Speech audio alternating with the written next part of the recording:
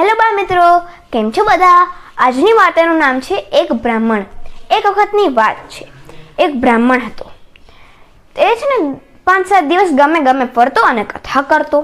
તો એક દિવસ તે એક રામપુર નામના ગામે પહોંચ્યો. ત્યાં તેણે કથા કરવાનું ચાલુ કર્યું.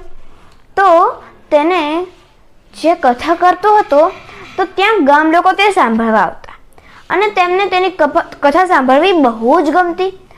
તો એક દિવસ તેમ બીજા ગામે જવા નીકળ્યા તો બધા લોકોએ કહ્યું કે નહીં, એમ કરતાં તમે અહીં જ રોકાઈ જાઓ, અમે દરરોજ કથાનો લાભ માણીશું. તો સારું. પછી એ રોકાવું હોય તો એક જગ્યા તો જોઈએ ને સારી. તેમણે બધા ગામ લોકોને પૂછ્યું કે હું ક્યાં રહું? તો કહ્યું તમે કથા કરો છો, બ્રાહ્મણ છો, તો તમારા માટે સૌથી સારી જગ્યા મંદિર જ રહેશે. તમે મંદિરે જાઓ અને આરતી કરજો અને અમને કથા સંભળાવજો. તો કીધું સારું. પછી એ તો પહોંચ્યા મંદિરે એમણે બધું કામ કરવાનું ચાલુ કર્યું.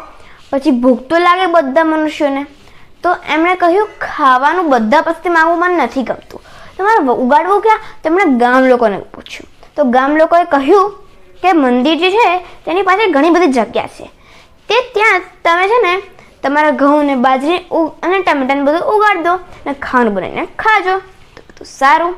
પછી એમણે તો ત્યાં ખાવાનું બનાવવાનું ચાલુ કર્યું. પછી એમણે બધું ઉગાડ્યું અને ખાવાનું બનાવવાનું ચાલુ કર્યું. પછી એ તો બધું કરી લેતા. પછી એમને પીવા માટે દૂધ પણ જોઈએ. તો દૂધ મેળવવું એમને દરરોજ ગામ લોકો પાસેથી લેવું નહોતું ગમતું. તો એમણે કહ્યું કે ગામ લોકોને પૂછ્યું કે મારે શું કરવું દૂધ મેળવવા માટે. તો કહ્યું તમે ગાય રાખી લો એક, તો એ તમને દૂધ આપશે. કહ્યું સારું. તો એ તો ગાય રાખી. પછી ગાયને તો ખાવા માટે ચારો જોઈએ. તો ચારો ક્યાં ઉગાડવો એવું તેમણે પૂછ્યું. તો બધાએ કહ્યું પાછળનો વાડો આટલો મોટો પડ્યો જ છે, તેમાં ઉગાડી દો. તો એમણે ચારો ઉગાડ્યો.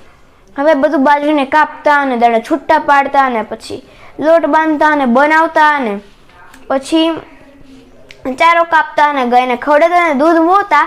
એમાં એમનો આખો દિવસ જતો રહેતો. હવે કરવું શું?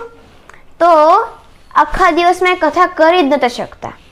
પછી એક દિવસ એક રાત્રે એ ખૂબ જ કંટાળીને એ ગામ છોડીને જતા રહ્યા. જો તમને આ વાર્તા પસંદ આવી હોય તો લાઈક કરજો, શેર કરજો અને સબસ્ક્રાઈબ કરવાનું ના ભૂલતા. બાય.